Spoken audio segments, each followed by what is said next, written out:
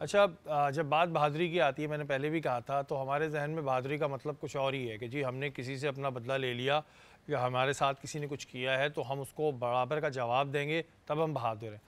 حضرت علی رضی اللہ تعالیٰ عنہ کا ایک واقعہ ہے، وہ محسن بھائی زیادہ اس کو کلیئر کریں گے، لیکن جو میں نے سنا تھا مجھے یاد ہے کہ کوئی جنگ کا میدان تھا اور کافر کی گردن پہ تلوار تھی حضرت علی رضی اللہ تعالیٰ عنہ کی، تو کافر نے کچھ بے ادبی کری اور حضرت علی نے ان کو معاف کر دیا یہ کہہ کے کہ ابھی تک تو یہ اللہ کے لیے جنگ ہو رہی تھی لیکن اب یہ میرا اور تمہارا معاملہ ہے، جب میرا اور تمہارا معاملہ ہے تو میں نے تمہیں معاف کیا۔ محسن بھائی اس کو ذرا بیان کیجئے گا، یہ بڑا پیارا واقعہ تھا۔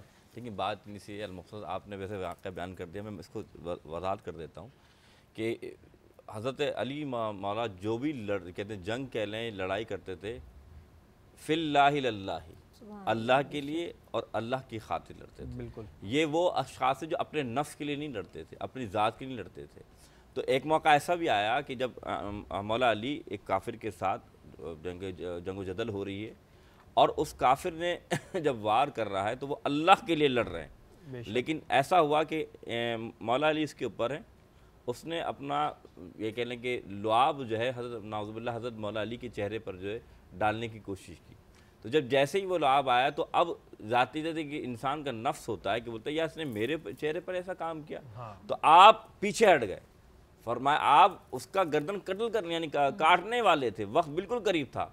تو وہ حیران یہ کیا کیا، فرمایا کہ آپ نے مجھے اب تک مارا کیوں نہیں؟ فرمایا پہلے میں اللہ کے لیے لڑ رہا تھا لیکن جب تو نے یہ عمل کیا تو اب یہ میرے نفس کے لیے ہو گیا ہے۔ تو معلوم کہ چلا کہ یہ اللہ والے اپنے لیے کوئی کام نہیں کرتے، یہ جو کام کرتے ہیں اللہ کے لیے کرتے ہیں، یہ جنگ بھی اللہ کے لیے کرتے ہیں، یہ محبت بھی اللہ کے لیے کرتے ہیں۔ اسی لیے تو رسول اللہ نے فرمایا کیا، میرے آقا فرماتے ہیں کسی مومن کے دل میں علی کے لیے بغض نہیں ہوتا، وہ ہر وقت محبت میں رہتا ہے۔ اور اگر مومن اور منافق میں پہچان چاہتے ہو تو یاد رکھیے گا منافق بھی کلمہ پڑھنے والا ہے، منافق بھی نماز پڑھنے والا ہے، منافق بھی روزہ رکھنے والا ہے۔ فرمایا جب علی کا تذکرہ کرو گے نا اس کا چہرہ بدل جائے گا، سمجھ جانا کہ وہ منافق ہے، اور جب علی کا تذکرہ ہو مومن کے دل میں محبت پیدا ہو جائے سمجھ جانا وہ مومن ہے۔ اور مجھے تو حیرت ہوتی ہے کہ بھائی ایسا کون ہو سکتا ہے، کیونکہ جب حضرت علی کا ذکر آتا ہے یقین مانے دوران ٹرانسمیشن میرے رونگٹے کوئی 3 سے 4 بار کھڑے ہو چکے ہیں، اور ہماری جان قربان ہے ان کے لیے۔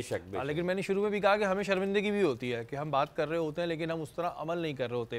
اچھا قاتل کو بھی پتا تھا کہ شیر خدا سے وہ نہ تو فیس ٹو فیس نہ پیچھے سے لڑ نہیں سکتا تھا، ناممکن بات تھی، تو اس نے بھی نماز کے وقت کا ویٹ کیا کہ نماز کے وقت ہی میں یہ کام کر سکتا ہوں، کیونکہ اس وقت وہ صرف اللہ پہ ان کی نظر ہوتی ہے۔ آپا یہی وجہ تھی کہ شیر خدا کو جب ضرب لگائی گئی تو نماز کا وقت جو ہے وہ سلیکٹ کیا گیا، ادروائز تو کسی کی اوقات نہیں تھی۔ ہیبت وہ حیدر کرار کی، اسد اللہ کی، شیر خدا کی، اور داماد مصطفیٰ صلی اللہ علیہ وسلم کی، اور جنت کے سرداروں کے والد کی، اور فاطمہ الزہرا کے جگر گوشے کی۔ وہ نسبتیں ایسی تھیں کہ وہ نہ تو میرے خیال سے ایموشنلی بھی اور فزیکلی بھی جو ایک خوف تھا اس بدبخت کے اوپر، تو اس نے نماز کا وقت منتخب کیا۔ اور بڑی عجیب بات ہے مولا علی کی آپ وہ جو سیرت ہے اور جو آپ کی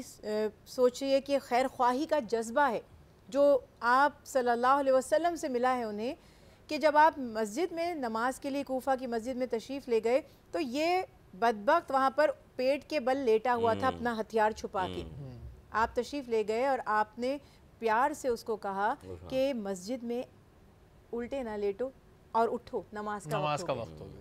اللہ اکبر۔ اور اس کے بعد پھر آپ نماز شروع کرتے ہیں اور وہ وار کر دیتا ہے، اور وہ جو خنجر تھا یا وہ جو تلوار تھی وہ زہر میں بجھا کے، یعنی کہ اس کو یہ بھی خوف ہے۔ دیکھیے یہ جب زہر میں بجھایا جاتا ہے نا کوئی ہتھیار، تب ایک خوف اس سے بھی ظاہر ہو رہا ہے کہ جانتے ہیں کہ وہ شیر خدا ہیں، اس ضرب سے بھی وہ ان میں یہ ہمت ہے اور یہ جرت ہے اور یہ شجاعت ہے کہ وہ اس ضرب کا بھی مقابلہ کر گزریں گے۔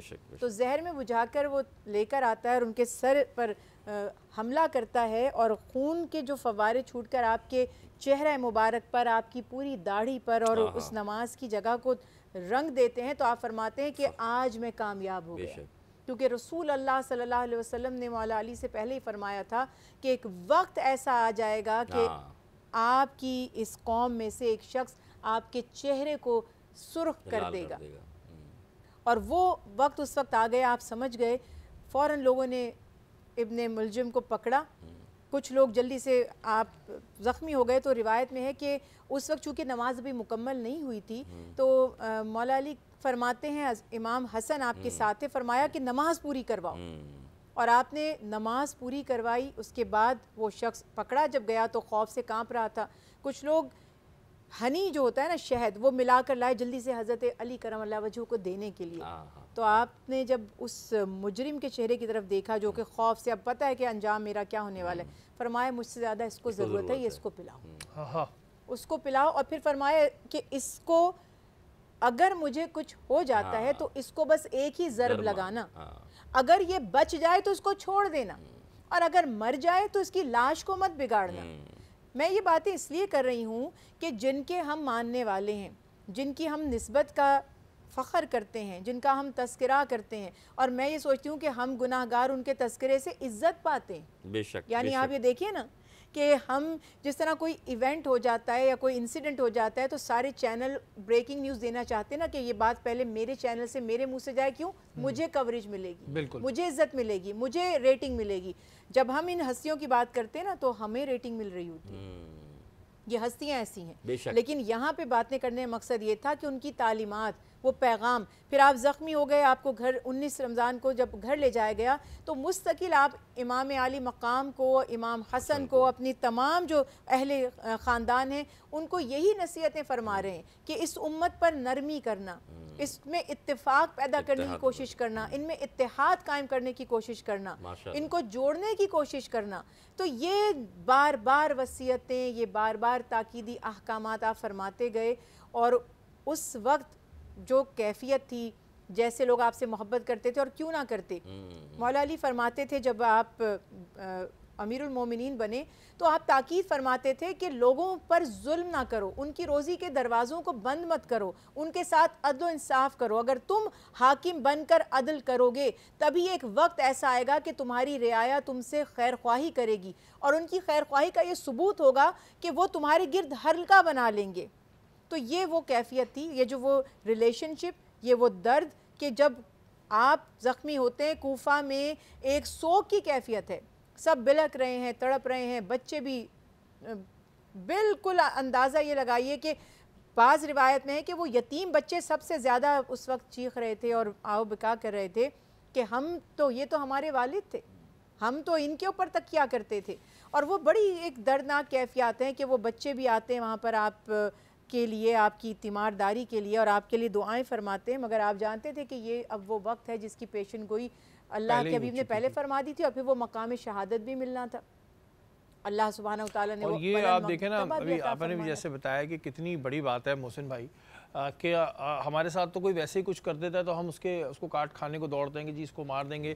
لیکن اس تکلیف میں جس وقت زہر آلود ایک ضرب لگ چکی ہے, اس وقت بھی انہیں اس شخص کا خیال, یہ آپ دیکھیں کہ یہ اللہ تعالیٰ کے جسے کہتے ہیں نا بڑی کرم نوازی, اور وہ تربیت جس گھرانے میں تربیت ہوئی کہ ایسے وقت میں اس کا خیال کیسے آ سکتا ہے, کسی کو نہیں آتا, لیکن حضرت علی کو اس کا خیال تھا اس وقت بھی. سبحان اللہ. بات نہیں سی, جیسے زنیرہ بہن نے بہت زبردست طریقے سے, اچھے طریقے سے وضاحت فرمائی. آپ یاد رکھیے گا جیسے کہ ابھی شروع میں بات کی کہ کعبہ پیدا ہوئے اور شہادت بھی رب کے گھر میں پائی. اب ذرا غور کیجئے گا کہ اللہ کے گھر میں جو فَصْبِ رب القعبہ, رب کعبہ کی قسم, آج علی کامیاب ہو گیا. اس سے مراد ہی یہی تھی کہ اے علی وہ تھا کیونکہ یاد رکھیے گا جیسے ابھی آپ نے کہا کہ اس نماز میں کیوں ماری ضرب. اللہ کے رسول نے فرمایا کہ جب تم نماز میں کھڑے ہو تو ایسے کھڑے ہونا ان تعبد اللہ کأنک ترا, کہ جب تم اللہ کی عبادت کرو تو ایسے کرو کہ گویا تم اللہ کو دیکھ رہے ہو. اگر تم یہ نہیں کر سکتے تو یہ سمجھو اللہ تمہیں دیکھ رہا ہے, تو یہ تمہاری عبادت قبول ہو جائے گی.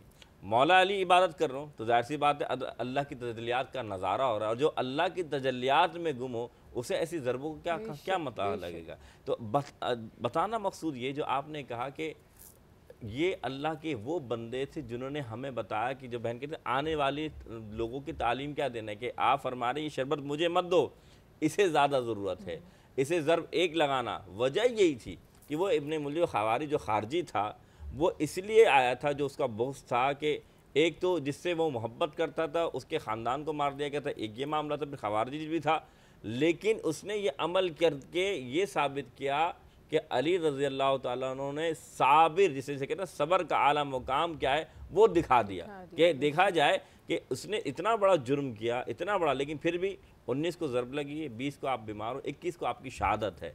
اس دوران جو بھی آپ ملنے آپ سے آتا وہ آہو بکا کر رہا ہے، لیکن آپ اس کو صبر کی تلقین کر رہے ہیں، آپ اس کو محبت کی تلقین کر رہے ہیں، اپنی ذات اپنی بات نہیں کر رہے، اللہ اس کے رسول کی دین کی بات سمجھا رہے ہیں۔ شہادت فلسفہ شہادت سے ملتا کیا ہے سبق؟ پہلا سبق یہ ملتا ہے کہ اگر مجرم آپ کی ذات پر بھی حملہ کرنا ہے تو کوشش کرنا اسے معاف کر دو، یہ مقام بہت بڑا ہے جو حضرت علی نے دکھایا۔ دوسری بات، جو کرنا اللہ کے لیے کرنا، للہ کرنا یا فی اللہ کرنا۔ تیسری بات، اپنے دونوں بیٹوں کو وصیت فرما رہے ہیں کہ دین کی بقا کے لیے کیا کرنا، کہ لوگوں سے صلح کرنا، لوگوں کے ساتھ صلہ رحمی فرمایا۔ اسی لیے تو آپ نے دیکھا کہ ان کا جو گھرانہ تھا، میں ایک مصرح بات کرتا ہوں، حضرت حسین کے بیٹے تھے، ابھی جیسے بہن بات کر رہی تھی نا کہ انہوں نے اشارہ میں، حضرت حسین کے بیٹے تھے امام زین العابدین۔ جب واقعہ کربلا ہو گیا، یہ تمام ظلم ڈھائے گئے، چند سال بعد ایک سائل آیا آپ کے گھر پہ، دیکھیں ظرف کیا ان اللہ کی نیک یا اہل بیت کا، اور فرمایا کہ حضرت مجھے کچھ عطا کیجیے۔ آپ نے دیکھا اور بہت سارا کچھ لیا ہے۔ جب لے آئے تو فرمایا حضرت آپ نے مجھے پہچانا نہیں، تو فرمایا پہچان کے ہی دیا ہے۔ فرمایا کیا؟ میں پتہ ہے وہ کون ہوں؟ فرمایا میں وہ ہوں جب آپ کے بابا کو شہید کیا جا رہا تھا تو میں ان گروہ میں شامل تھا۔ تو آپ نے فرمایا میں جانتا ہوں تو اس گروہ میں تھا، لیکن یاد رکھ وہ تیرا ظرف تھا، یہ ہمارا ظرف تھا۔ اور ظرف ہم لوگوں کا ظرف کیا ہے، یہ ہم لوگوں کو سوچنا ہے کہ ہمارا ظرف کیا ہے۔ یہ ظرف ان شخصیات کا ہے جنہوں نے اسلام کی بقا کے لیے اپنی جانیں قربان کریں، صرف اس وجہ سے کریں کہ جو آنے والی امت ہے وہ اس پہ عمل کرے، اور اب امت کیا کر رہی ہے یہ امت کو بہت بہترین پتہ ہے۔